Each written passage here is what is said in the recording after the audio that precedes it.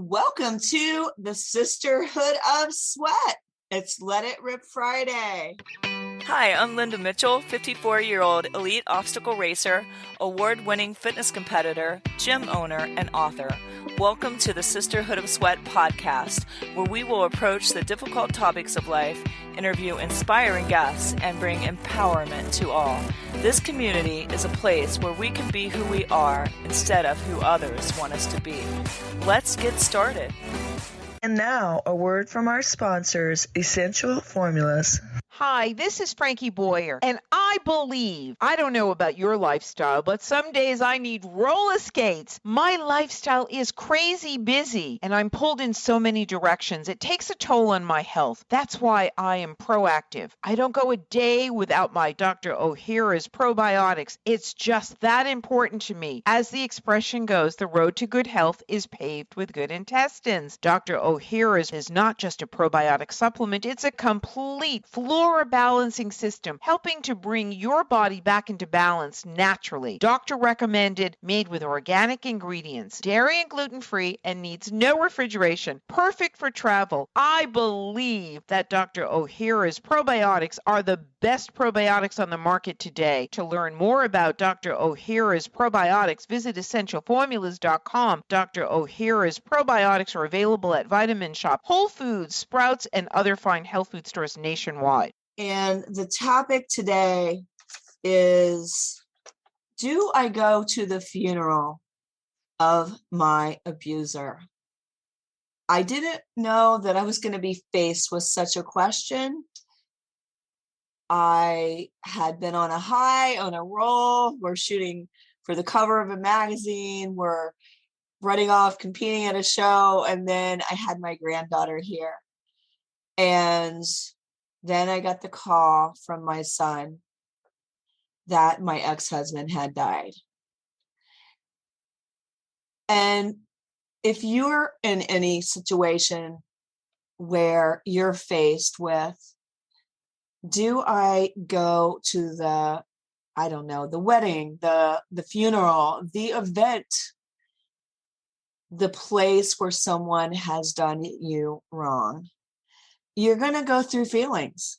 And for a funeral, you're going to go through so much. When your abuser, it could be your parents, it could be, an older brother, older sister, a boyfriend, a friend. There's all types of abuse out there.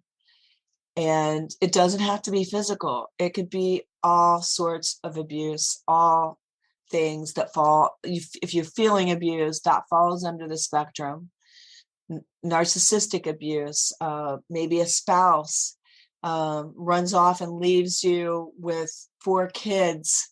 There's just so many ways. Maybe somebody speaks to you.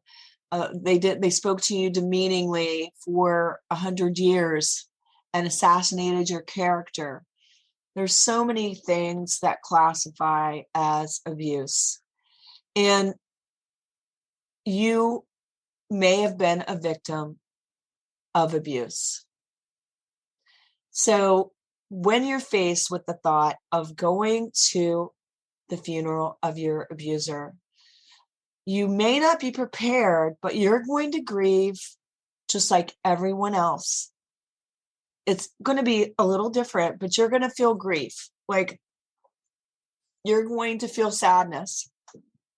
I felt extreme sadness and it wouldn't lift. And I'm usually very positive.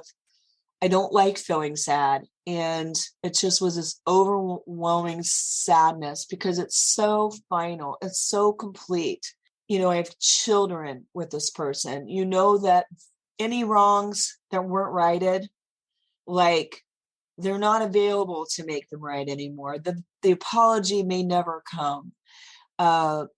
You have children maybe that didn't speak to them for umpteen years and they can't resolve that now. So death is final. There's no time to make something right, to live right, to change the things that you might like to change. So my take from that is to start living today, though it may be hard, in a way you could be proud of when your funeral comes. And that you can feel no regret over. Live a life that you don't have to regret. Live a legacy, because also the things you teach your children, you are speaking, whether you're opening your mouth, living in power, having your full power, living as a victor, not a victim, living full out as you know, and being kind to people and being strong, and all of those things. Your children are watching, and you are teaching them, even without opening your mouth. You are teaching them. So if you're living violence and you're violent, if you're living temper tantrums and you're throwing them every other day, if you you guys are like, if you're doing any of those things, your children are picking that up. They're picking it up. And what I'm kind of getting to is we can make our own choices. Things can happen to us. They can happen to the same set of people. I may decide to do something different. I may decide I am not living out what has happened to me. That's what I decided. I'm going to make the best out of my life, and I'm going to go on from this experience and make a better life. Or somebody else could be angry and, you know, this is why I can't do this. I'm a victim. It could be stuck in that because I'm never letting it go, because I'm angry, because I'm never forgiving. And it's hard. It's hard. No lie there. But like at some point, if you want to move on with your life, you have to let go of the past. You can't hang on to it. You can't hang on to anger and be happy. You can't hang on to hate and have joy. So forgiveness is for you. Forgiveness is for you. And I forget what I was going to say about that. Oh, just the whole, you know, leaving the legacy of what, thinking about when you live your life every day, what kind of legacy do I want to leave when you're living your life every day?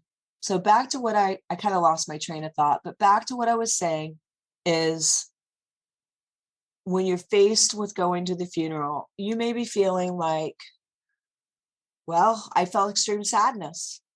I didn't want anything bad to happen to him, though I still loved him when I divorced him. But I recognized I didn't want to be anyone's punching bag anymore. And I didn't want my children living in fear. And I knew he had a problem. I know he didn't want to be that way, I'm sure. Like an alcoholic wouldn't want to be an alcoholic. And I'm sure he didn't want to be that person. So that kind of helps me to be able to forgive, to be able to say, you know, okay, I know he doesn't want to be this person, but I can't fix it. And so I've got to leave because I have 2 children and myself. I want to be able to be a good mom, so I have to stay around to do that. I don't want them living in fear, and I don't want anything happening to them on my watch.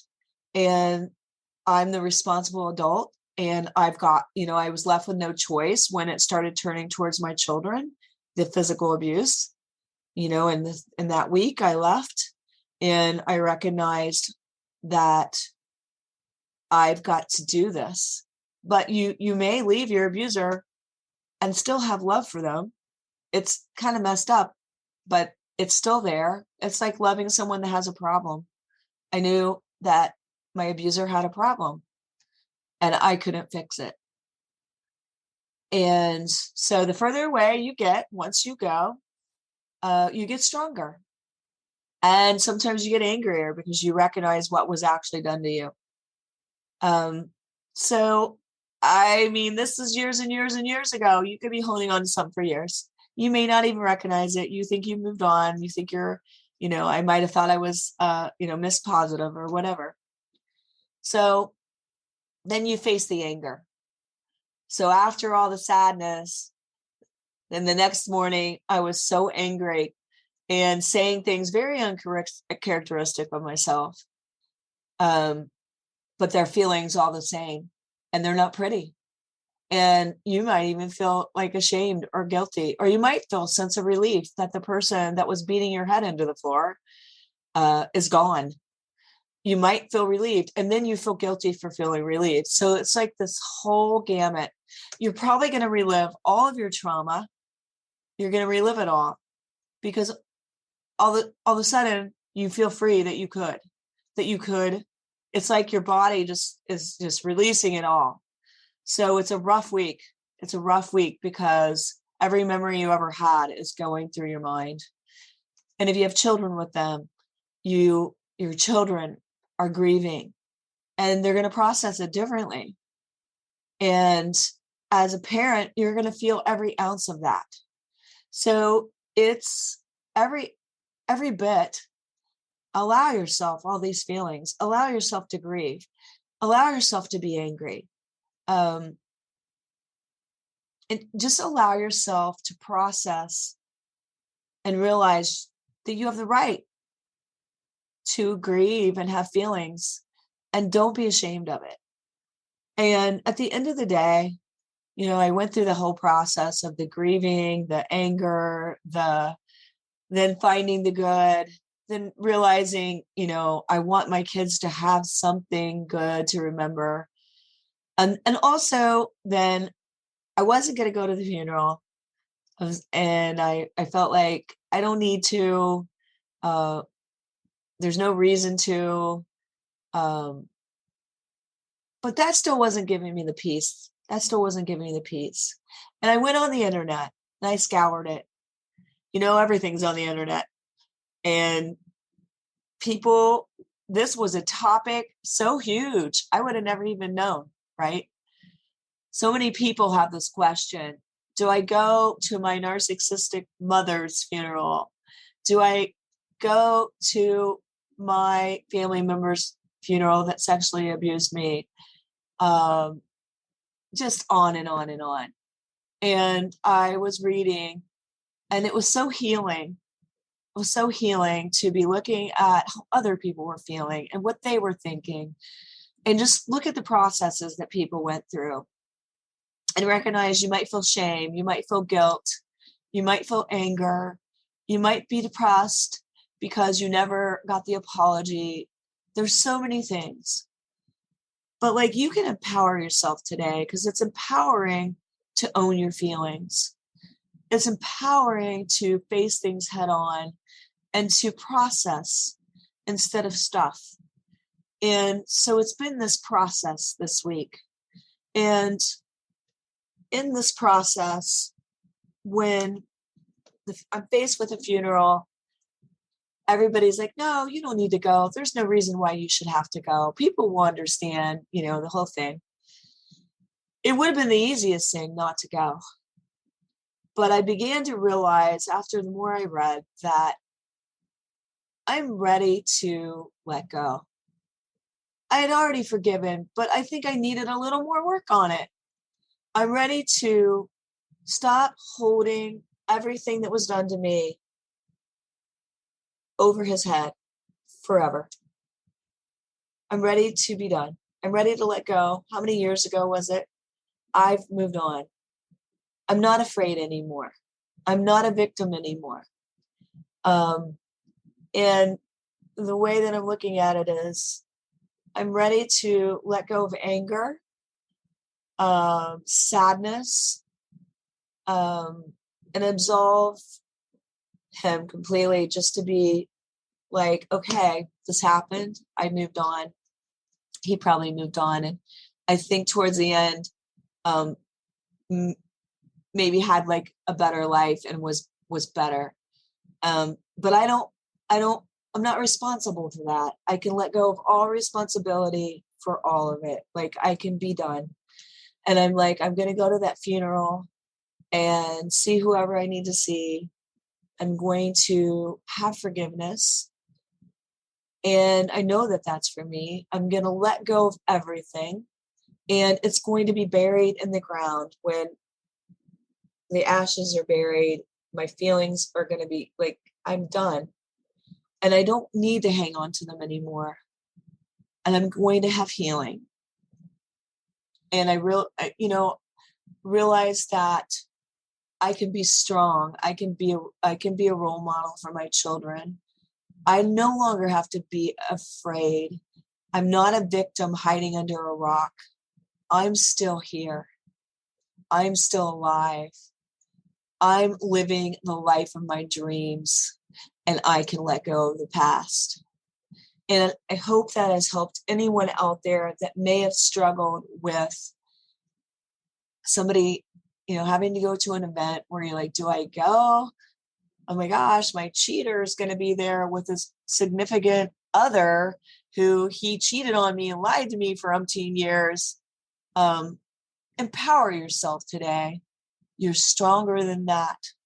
You're better than that. The semblance of success